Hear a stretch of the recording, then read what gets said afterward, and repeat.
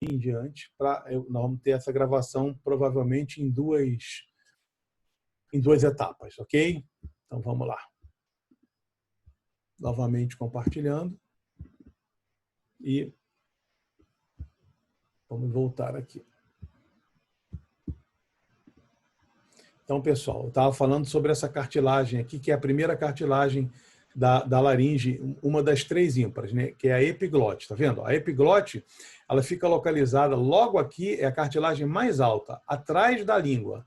Ela está associada à raiz da língua. Eu tenho ligamentos glossoepiglóticos que unem a língua com a epiglote. Então, tudo isso aqui é epiglote. Ó. Aqui em azulzinho é a cartilagem cortada e aqui é a sua cobertura mucosa. Né? A epiglote está aqui, ó, tá vendo? Isso aqui, pessoal, é o contorno do ádito da laringe, da entrada da laringe aqui, tá vendo? O ar, quando ele vem aqui pela faringe, ele passa pelo ádito para entrar na laringe. Isso aqui é uma prega que eu vou mostrar ainda, que é a prega vocal. Entre essa prega e a prega vocal do outro lado, a contralateral, eu tenho um espaço que é chamado de glote. Então, vejam, epiglote é uma cartilagem, uma estrutura. Glote é um espaço.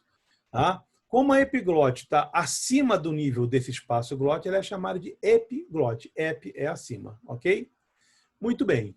Então, quando você engole, a sua língua vai para trás, né? E a raiz da língua empurra a epiglote de tal modo que ela fecha o hálito. Não totalmente, mas ela forma uma rampa e o alimento passando por cima dessa rampa é jogado para a parede posterior e desce em direção ao esôfago. Com isso, ele não entra aqui. Se houver uma falha nesse mecanismo, você vai desencadear um mecanismo de tosse para expulsar o alimento de volta para a faringe. Ok? Então, essa é a epiglote, a primeira das cartilagens. Aqui na frente, ó, nós temos a cartilagem tireoide, cuja projeção anterior forma essa proeminência laríngea. E aqui, ó, nós temos uma cartilagem que é a única cartilagem que faz um contorno completo. Tá?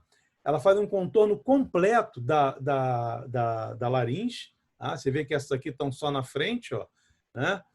Essa cartilagem ela faz um contorno completo e é chamada de cartilagem cricóidea. Na frente, ela é mais baixa, a altura dela é menor, e atrás a altura dela é maior. Se eu passar uma linha aqui, ó, pelo nível inferior da cartilagem cricóide, até aqui, ó, na frente, isso aqui vai determinar o fim da laringe. Daqui para baixo é a traqueia. A traqueia tem esses anéis cartilaginosos circulares que a gente está vendo aqui, suas metades. Então, a laringe começa aqui no ápice da epiglote e termina aqui, ó, na margem inferior da cartilagem cricoide. Tá? É isso aqui, ó, esse tubo que está mostrado aqui integralmente. Ok? Isso é a laringe. Muito bem. Aqui eu tenho diversas imagens mostrando essas cartilagens que compõem a laringe, né? Aqui sem o revestimento mucoso. Então, uma vista anterior aqui, ó, nós observamos pela frente a cartilagem tireoide, né? Cartilagem tireoide com a proeminência laríngica aqui na frente, a incisura tireoide aqui, que você também consegue palpar aqui, né? As lâminas da cartilagem tireoide, que você consegue palpar a cada lado aqui da incisura, né? E aí, se você for descendo aqui, ó, você vai perceber que tem uma depressão e depois uma cartilagem. Essa depressão é esse ligamento aqui, ó, e a cartilagem embaixo é a cartilagem cricóidea. Tá? Entre as duas eu tenho a membrana cricotireoide. Ok? Então está aqui num perfil, ó, a lâmina da cartilagem tireoide. Posteriormente aqui você vê que elas não vão se unir, ó, ela é incompleta, tá? E posteriormente ela vai ter uma projeção superior e uma inferior a cada lado, que nós chamamos de cornos. Corno superior e corno inferior. Ok? Essa membrana cricotireoide é muito importante. Numa emergência, ela pode ser cortada aqui, né? Perfurada, e você então estabelece uma passagem para o ar. Se houver uma obstrução superior aqui, a passagem do ar, você pode fazer uma passagem de emergência para o ar, fazer o que nós chamamos de uma laringostomia. Quando ela é feita aqui, ela é chamada de coniotomia, né? De urgência para a passagem de ar. Tá? Então, está aqui a passagem do ar. Deixa eu ver se a gente tem alguma informação importante aqui, só pessoal no bate-papo. Ok, não, são só perguntas para depois mesmo. Só queria saber se estava rolando direito. Então está aqui, a cartilagem, aqui a pontinha da epiglote, a tireoide e aqui a cricoide. Se nós olhamos aqui numa vista posterior, ó, estamos vendo a parte posterior da cartilagem tireoide, estamos vendo aqui a epiglote, estamos vendo, olhando agora por trás, né? Estamos olhando por aqui, ó, tá? E aí nós observamos aqui atrás, ó, acima da cartilagem, da parte posterior da cartilagem cricoide, uma cartilagem triangular aqui, ó, que nós chamamos de cartilagem aritenoidea, tá? É a quarta cartilagem, vamos dizer assim, em tamanho. É uma das 3 cartilagens pares. A cartilagem aritenoide, tá vendo? Que vai de um lado até o outro. Tem de um lado e tem do outro. Ela é par. Logo aqui acima dela, uma pequena cartilagemzinha que nós chamamos de cartilagem corniculada. Tá? E existe ainda uma outra cartilagem chamada de cuneiforme, que também vai compor esse conjunto de cartilagens pares. As cartilagens corniculadas e cuneiformes, elas são menos importantes. Tá? A aritenoide é importante, é a cartilagem par importante. Tá? Vejam aqui nesse corte sagital, ó, um corte sagital, um corte exatamente passando aqui. Aqui está a parte anterior do corte, ó, a parte que cortou aqui, ó, a partir da incisura, né? A parte que cortou aqui o ligamento cricotireoide, aqui, ó, e depois cortou aqui a parte anterior da cartilagem cricoide. E aqui a parte posterior da cartilagem cricoide. Nós observamos que existem 2 ligamentos aqui, ó, no interior da laringe. O ligamento vestibular e o ligamento vocal. Tá? O ligamento vestibular ele é frouxo e ele é pouco importante. O ligamento vocal ele é mais tenso e ele é bem mais importante. Então, veja que o ligamento vocal, ó, ele se estende entre a cartilagem aritenoide e a cartilagem tireoide. Ok? Guardem, porque ele é importante. Muito bem. Então, essas são as cartilagens. Essas cartilagens, em conjunto com os ligamentos que as unem, vão formar o conjunto que nós chamamos de laringe. Aqui, os mesmos tipos de corte, só que aqui foi mantida a mucosa que cobre as cartilagens. Então, nós vemos aqui a epiglote, né? Aqui a região das aritenoides, aqui da cartilagem cricoide.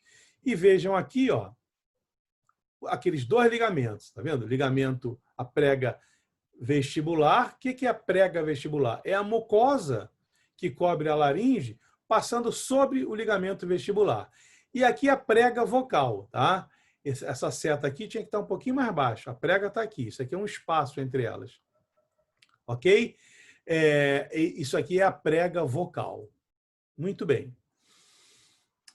O espaço que existe entre essa prega vocal aqui, ó, e a prega vocal do outro lado, que vejam aqui, ó, desse lado aqui, ó.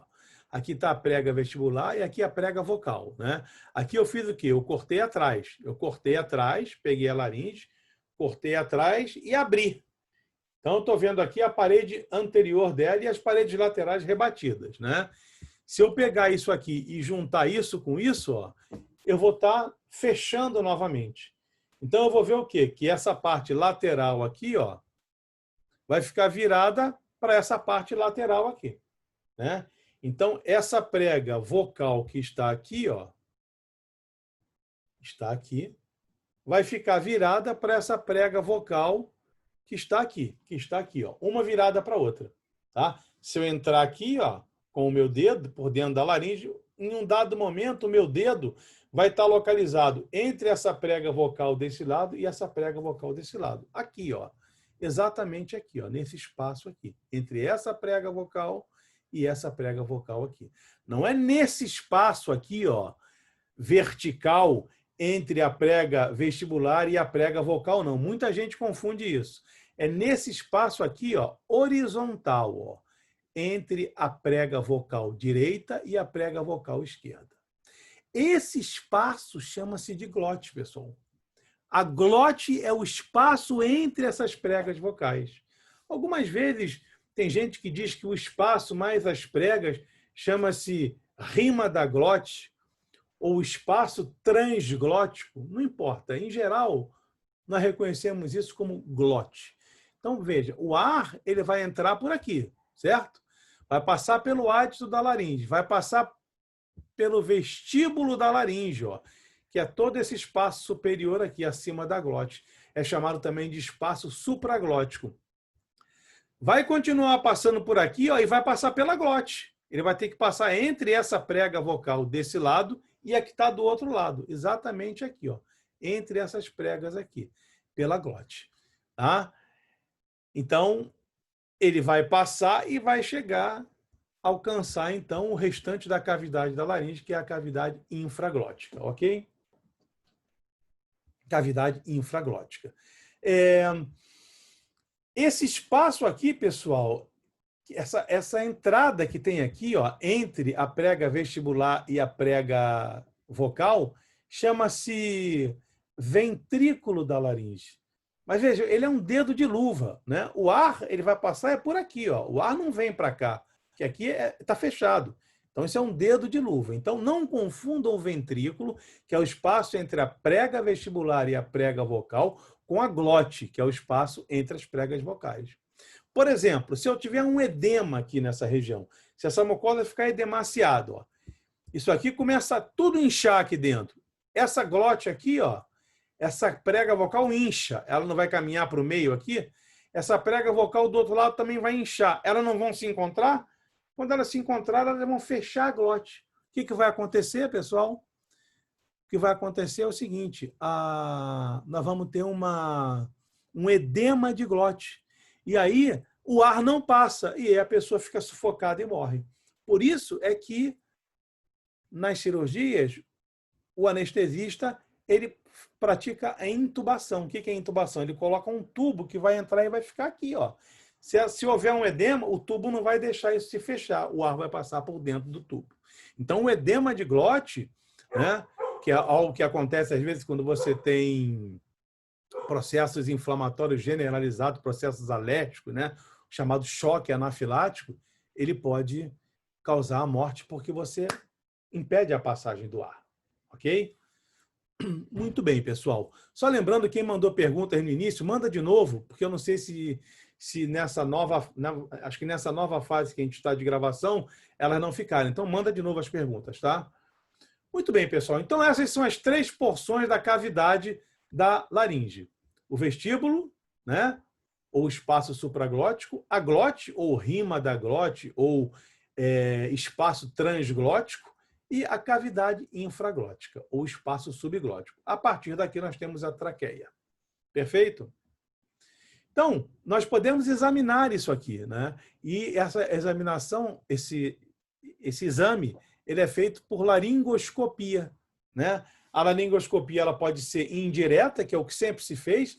Você pega, como está mostrado aqui, um espelhinho, né? E chega esse espelhinho lá na faringe. Né? Então, quando ele chegar lá na faringe, você vai olhar o reflexo dele, você vai ver para baixo. Você vai ver, então, o restante, a parte inferior até a laringofaringe, e depois você vai ver caminhando para dentro da laringe.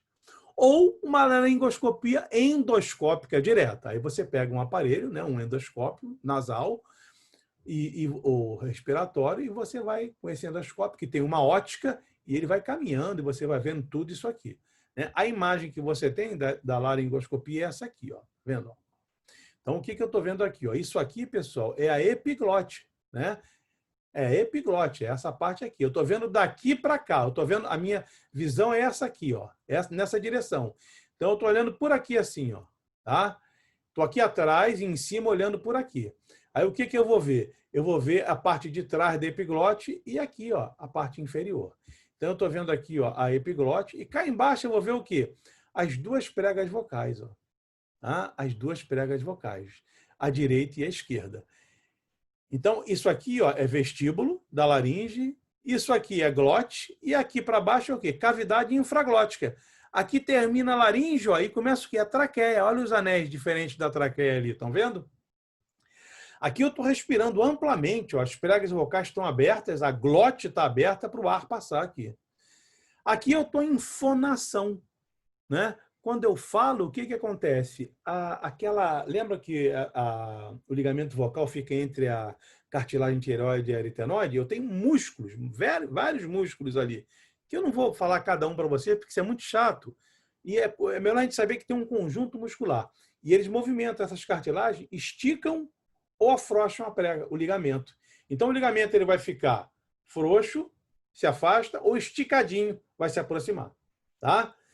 Então, quando eu falo, ele vai se movimentando. E, com isso, o ar passando ali, ele vai sendo modulado e eu vou formando a voz. Eu vou deixando passar ali ondas sonoras com comprimentos diferentes. Desde ondas sonoras com comprimento grande de onda, para formar a voz grave, até ondas sonoras com comprimento pequenininho e grande frequência para formar a voz aguda. Essa variação aí vai determinar a formação da minha voz. Então, qual a importância da glote? É porque ela é onde o ar passa e é controlado pela laringe. Então, a importância da glote é a passagem do ar para a respiração e a formação da voz. Ok? Então, aqui, ó, quando você está sussurrando, tá vendo? Elas estão mais... Aqui atrás está mais aberto, aqui na frente está mais fechado. E eu posso fechar isso completamente. Se eu fizer, por exemplo, a chamada manobra de Valsalva, porque eu faço assim e não deixo o ar sair, ela vai fechar ali. Tá? Isso aqui, um edema de glote, é algo muito próximo disso aqui. Só que essa mucosa toda que vai ter edemaciado. Mas eu vou fechar, não vou passar ar por aqui. Ok? A faringe vai ser inervada pelo nervo vago. Lembra do nervo vago? O 10º par craniano, ele manda um nervo laríngico aqui, ó. Nervo laríngico superior e o nervo laríngico inferior, chamado de laríngico recorrente. Tá? E eles vão, então, fazer a inervação da laringe, vão fazer a inervação daqueles músculos da laringe. Tá? Se você tiver lesão do nervo vago, você vai ter, então, alteração do funcionamento da faringe, desde a alteração da fonação até a alteração da passagem do fluxo respiratório.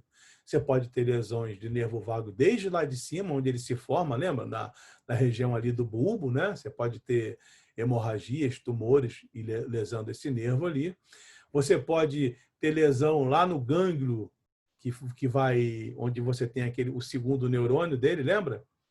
O neurônio pós-ganglionar, né? Geralmente você vai ter isso nos tumores da base de crânio, podem comprimir essa região, causar lesão. Você pode ter lesão aqui, ó, quando ele passa aqui, tá vendo que ele passa aqui? Isso aqui é a artéria carótida, vocês ainda vão ver, né? Dando a carótida externa e a carótida interna. Ele passa aqui próximo, então nas cirurgias de artéria carótida, você tem às vezes obstruções da artéria carótida, que você tem que proceder à chamada endarterectomia. Você tem que retirar a obstrução do interior da carótida. Nessas cirurgias, como o nervo se avizinha dela, ele pode ser lesado também. Tá? E vejam aqui, ó, aqui não está representado, mas aqui está representada a glândula tireoide. Ela vai estar por aqui, ó. Então, quando o laríngeo recorrente sobe em direção dela aqui, ele vai se avizinhar a tireoide aqui, ó. Então, ele vai se avizinhar as artérias, por exemplo, que fazem a irrigação da tireoide.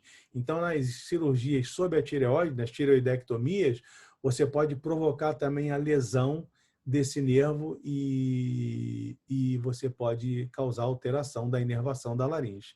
Tá?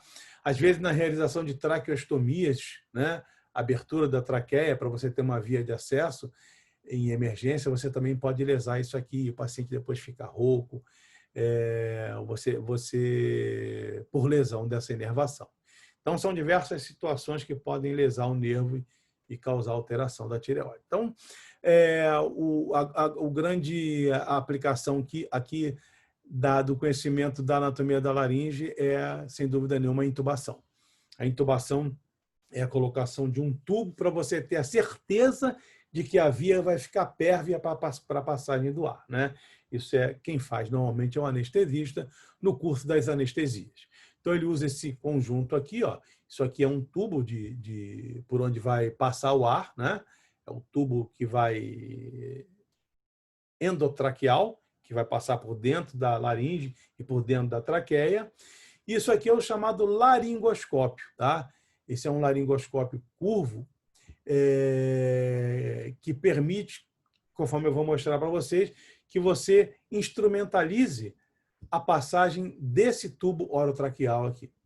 Então, o paciente ele deve ser colocado numa posição aonde porque ele vai entrar por aqui, ó, pela cavidade oral, e depois vai vir para cá. Então, você vê que há um ângulo aqui, ó, o trajeto primeiro segue essa direção, depois segue essa. Então, você deve, o máximo possível, desfazer esse ângulo aqui. Então, isso aqui é uma posição desfavorável, isso aqui é uma posição favorável. Você fez a extensão, né, do paciente um pouco, e você, então, você promove, não precisa ser uma hiperextensão, você promove o máximo possível essa retificação, que não vai ser nunca como está mostrado aqui, para você, então, poder proceder essa intubação, né? Na intubação, você vê que o médico está atrás do paciente, né? A cabeça do paciente está na frente, você está por trás, você não tem que ficar do lado nem em cima, assim você não vai ter uma boa visão. Por que você tem que ficar atrás? Porque você vai olhar por cima. Então, você tem que estar aqui, a cabeça dele está aqui, a boca está aqui virada, você vai olhar por cima aqui, ó.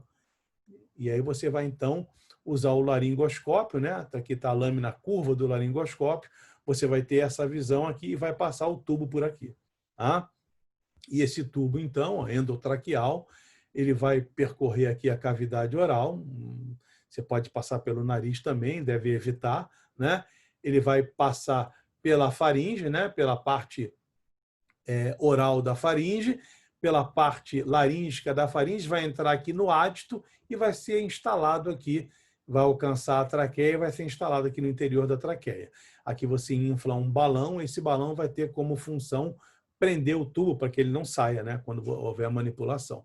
E aí, se por acaso, ó, isso aqui é a região da glote, tá vendo? Ó, aqui uma prega vocal aqui. Se essa prega vocal apertar em direção à prega vocal contralateral, o tubo vai estar ali no meio, não vai deixar isso se fechar. Ok? Você pode ter acessos de emergência ao sistema aéreo através da laringe, a via aérea através da laringe, né? É a chamada coniotomia, geralmente ela é feita, como eu disse para vocês, nessa membrana cricotireoide. Então, você vai fazer uma incisão aqui e vai atingir o interior da laringe. Tá? Geralmente, isso é feito em criança, isso é feito como uma medida de urgência, mas depois, principalmente no adulto, isso deve ser substituído por uma traqueostomia. Tá? A traqueotomia, que está aqui mostrado, ela aí já vai ser exatamente já no interior da traqueia. Pode ser superior ou inferior, né? Dependendo da altura da traqueia que você vai realizar isso aí. Então, essa instrumentalização de urgência, né? Ela também existe e é bastante praticada.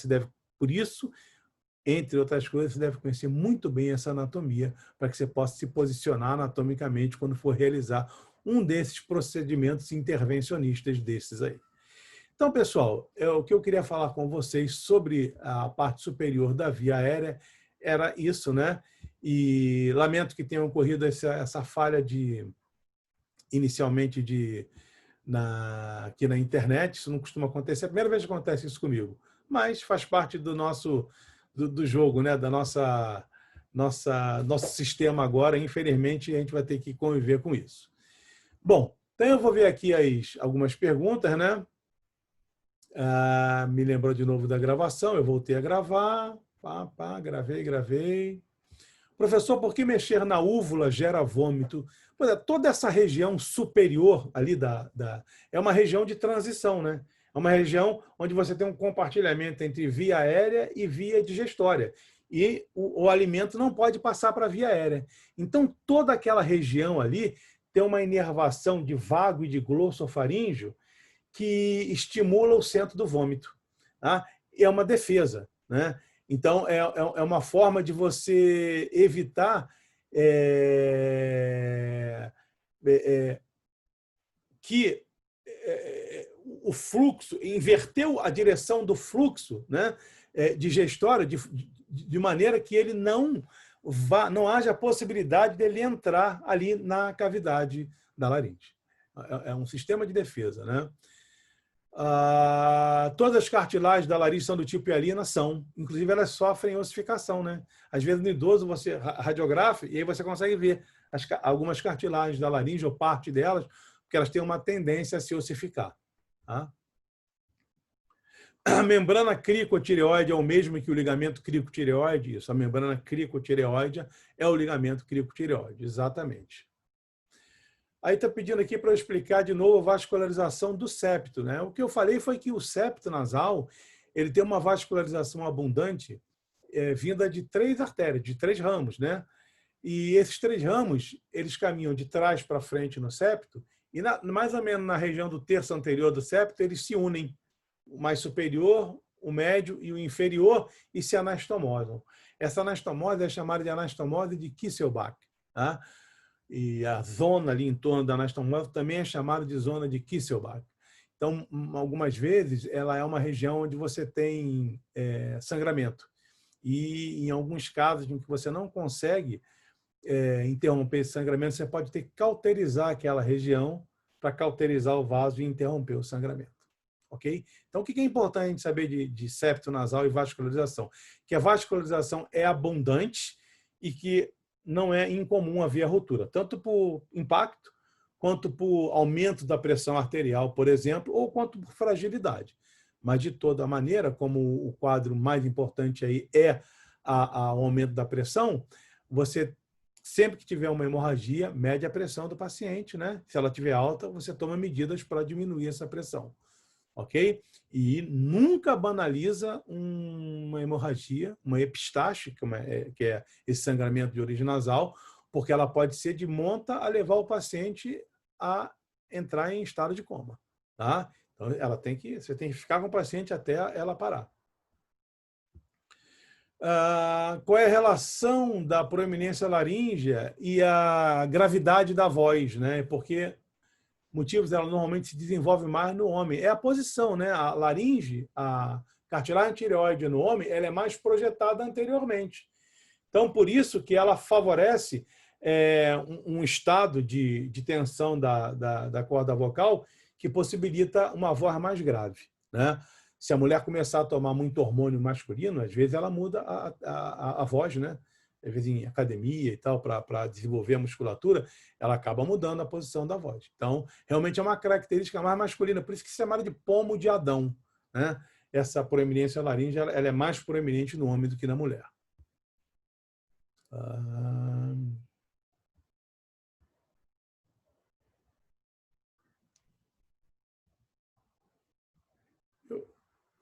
Eu não entendi. Falar novamente da parte que o senhor falou dos orifícios. A minha internet caiu na hora e só vi de laringoscopia em diante. Eu não entendi exatamente o que você quer, né? Que orifícios são esses? Realmente, se você puder melhorar a pergunta, especificar mais para eu entender. A última aula não está no YouTube, vai ser colocado no YouTube, tá? Eu já pedi ao professor Afonso para colocar. Obrigado pela gentileza dos elogios. Em relação à puberdade, alguém pediu para falar sobre a questão dos EDs, vou falar. Puberdade, né, os hormônios atuam na mudança da voz, é isso, fazendo com que a cartilagem tireoide tenha essa posição diferente, né? Foi comentado sobre cartilagem ímpares e pares. Como assim? Existem cartilagens ímpares, ou seja, só tem uma. Você só tem uma cartilagem tireoide, você só tem uma cartilagem epiglote e uma cartilagem cricóidea. Tá? E tem 2 cartilagens aritenoides, 2 corniculadas e 2 cuneiformes. Então, algumas cartilagens, as maiores e mais importantes, são ímpares, e as menores e menos importantes são pares. Você tem uma a cada lado. Tá? No caso da pessoa com septo nasal desviado, ele pode desenvolver sinusite? Pode desenvolver sinusite, não. O processo inflamatório, o desvio de septo, qual é a relação que ele pode ter com sinusite? Eu não sou otorrino, mas assim, a sinusite ela é muito também, ela existe muito por pessoas que têm muito processo inflamatório nasal. Você fica fungando e aquele mesmo canal que serve para a secreção da mucosa do seio paranasal julgar essa mucosa na cavidade nasal, ele pode fazer o caminho inverso. Só que aí vai ser uma secreção contaminada, né? Da cavidade nasal para o seio paranasal e aí você vai ter inflamação. Tá certo? Então, pessoal, Um desvio de septo pode ajudar a perpetuar um processo inflamatório e contribuir para a sinusite, sim.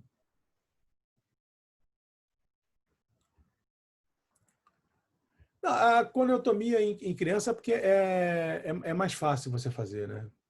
É mais fácil você abordar, é mais seguro, então você pode fazer isso na urgência. Mas o ideal sempre assim que você vai ter um acesso, realmente uma manutenção de uma via aérea por instrumentalização, o ideal é a traqueostomia. A laringe ela tem um problema também. A vascularização dela não suporta muito a presença, a mucosa dela, de um tubo. Então, você pode fazer necrose de parede. E na traqueia isso é mais difícil. Tá? Então, realmente o preferencial é a traqueostomia sempre. A outra é mais urgência mesmo.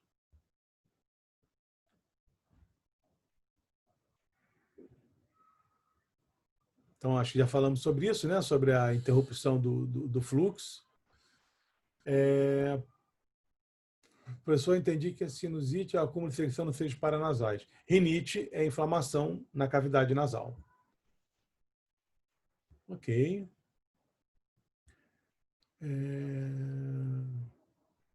Estaria certo dizer que a proeminência não é um crescimento da cartilagem, mas sim um aumento interno da glote? Eu estou rindo de outra coisa aqui, não é disso não. Não, a glote não tem nada a ver com não. O proeminência é o deslocamento anterior. A proeminência é só pelo deslocamento anterior da cartilagem. Isso vai se refletir na glote. Mas a proeminência em si é algo anatômico, que é o deslocamento anterior. Eu estou rindo aqui de quem pediu para eu falar sobre as áreas de Little e Woodruff. Não, isso eu não posso falar porque você pergunta para vocês responderem. Isso aí está no ED de vocês. Vocês têm que correr atrás, pesquisar isso aí e descobrir. Tá? Mas valeu a tentativa, de qualquer maneira. Bom, pessoal, em relação aos EDs, que eu pediram para explicar de novo, é o que eu falei. Os EDs, essa parte que ocorre agora logo depois da aula, é uma monitoria, né, virtual.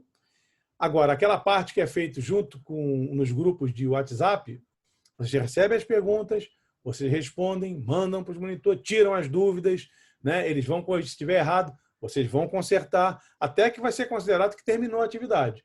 Né? Aí, quando for considerado que terminou a atividade, o material de vocês vai ser corrigido e aí nós vamos dar uma nota. Né?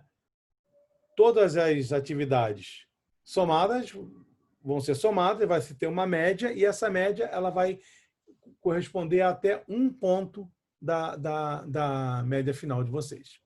Ou seja, se vocês se empenharem nisso aí, é muito grande a chance de terem um ponto na média final. Garantido. Ok, pessoal? Então, um abraço para vocês, tá? Professor? E agora eu não encerro, né? Porque vocês têm a continuação com o grupo da monitoria. Então, o que eu tenho que fazer aqui? Deixa eu ver. Eu tenho que tornar um co-anfitrião, que é um monitor que está aí, que é a Ana Beatriz, não é isso? Eu. E a Rebeca. Ana Beatriz.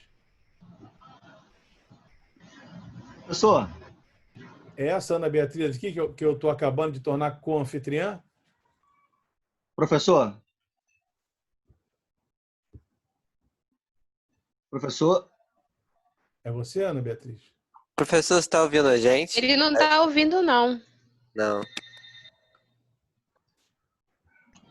Vocês estão me ouvindo? A gente tá ouvindo sim, mas é porque ele não está ouvindo. Quem vai fazer agora, por favor, coloca para mim quem é o monitor que vai fazer a apresentação agora. Coloca no bate-papo quem é, para eu poder saber.